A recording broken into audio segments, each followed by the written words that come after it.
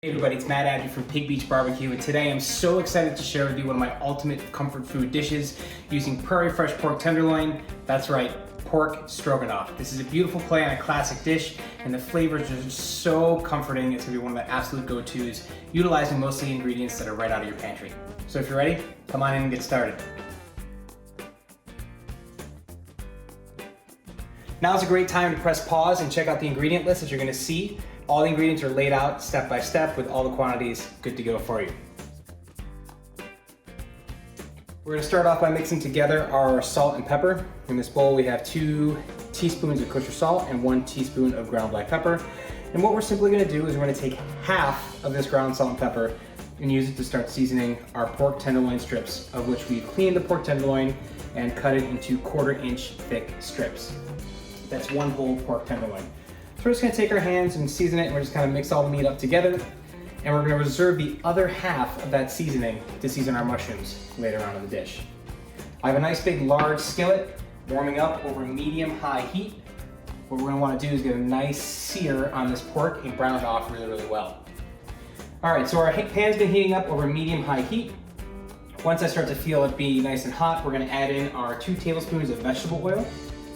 And now we're just gonna start laying out our strips of pork tenderloin to start browning them all off. If your pan's big enough, you'll probably be able to put all the pork strips in one shot. And this doesn't take long, guys. The pork is so thin and it's so tender that this is really gonna cook in about a minute a side. And after it's all done cooking and it's browned up, we're gonna take it out of the pan, put it on a plate, and just reserve it to add it in towards the end once our sauce is completed. That caramelization of the protein adds so much flavor to the dish.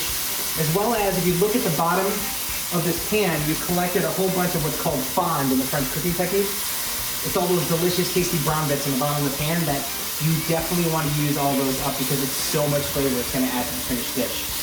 So by the time I'm done turning the last one, the first ones are pretty much ready to come out. So we're just going to keep on taking out all that beautiful browned pork tenderloin, and this smells so good. You can see those nice, beautiful brown bits on the bottom of the pan, which is all delicious flavor. We don't want to lose that, we don't want to burn it. That's why we're turning our heat down a little bit lower. Because once we add in our onions and we add in our mushrooms, the natural moisture that's going to leach out from those is going to start to naturally deglaze these bits into the sauce, which is going to give us all that delicious, great flavor. We're going to add in next 2 tablespoons of butter. Get that all nice and melty into the pan. So as our butter is melting away, we're going to add in 1 medium-sized sliced onion. And we're just gonna start to take those onions, mix them all up with the butter, the remaining oil that was from the pan when we were browning off the pork bits. At this point, we're just gonna give the onions about a minute or so, 2 minutes, and they're just gonna get all nice and cooked. They're gonna start to take on a little bit of the color. Primarily, that's the color from the bottom of the pan, not from the actual caramelization of the onions. And they're gonna start to get nice and soft and a little bit of that translucency to them. Next, we're gonna add in our sliced button mushrooms. And mushrooms are kind of like a sponge, guys. They have tons of moisture in them that they're going to leach out, and they're going to cook down to about half their size. And as they're cooking out, they're going to render out all that delicious mushroom flavor into the base component of this sauce. We're going to take our 3/4 of a cup of chicken stock, and we're going to use this to deglaze all those bits off the bottom of the pan. All right, so at this point, we're going to let the mushrooms and onions give them a chance to cook for about 2 to 3 minutes until the mushrooms get nice and tender. All right, so now that our mushrooms are starting to wilt up a little bit, we're gonna take the remaining bit of our salt and pepper, and we're gonna use that to season up all of our mushrooms, our onions, and our chicken stock. And then we're gonna take our ½ teaspoon of granulated garlic or garlic powder, whatever you can find in your store will work really well, and a ½ teaspoon of dried thyme. Oh, the aroma the second that the thyme and the garlic hits into this pot. All right, I think we're at that next step, guys. So everything in this pan, the mushrooms are starting to get soft. You can see the onions are nice and soft. There's beautiful color within that chicken stock, picking up all those little bits of the brown fond from the bottom of the pan.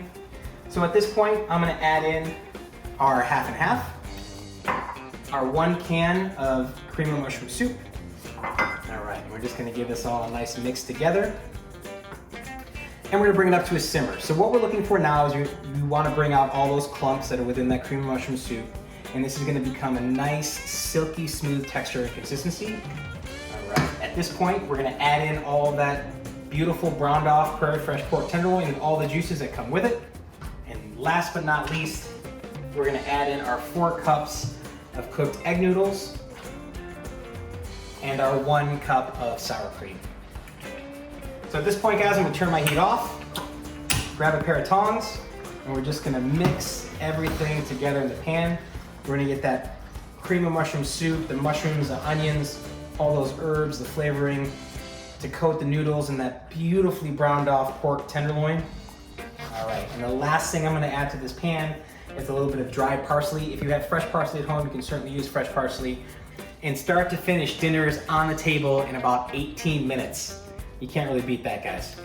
Well, thanks for watching. I hope you had a great opportunity to learn how to make this pork stroganoff dish using Prairie fresh pork tenderloin. You're gonna find that the flavor within this dish, within the pork, the mushrooms, the egg noodles, the onions, and everything as it comes together is really gonna shine and impress your friends, family, and loved ones. And I encourage you all to keep cooking during this time, keep your family close, tell them you love them, and enjoy a great meal with them.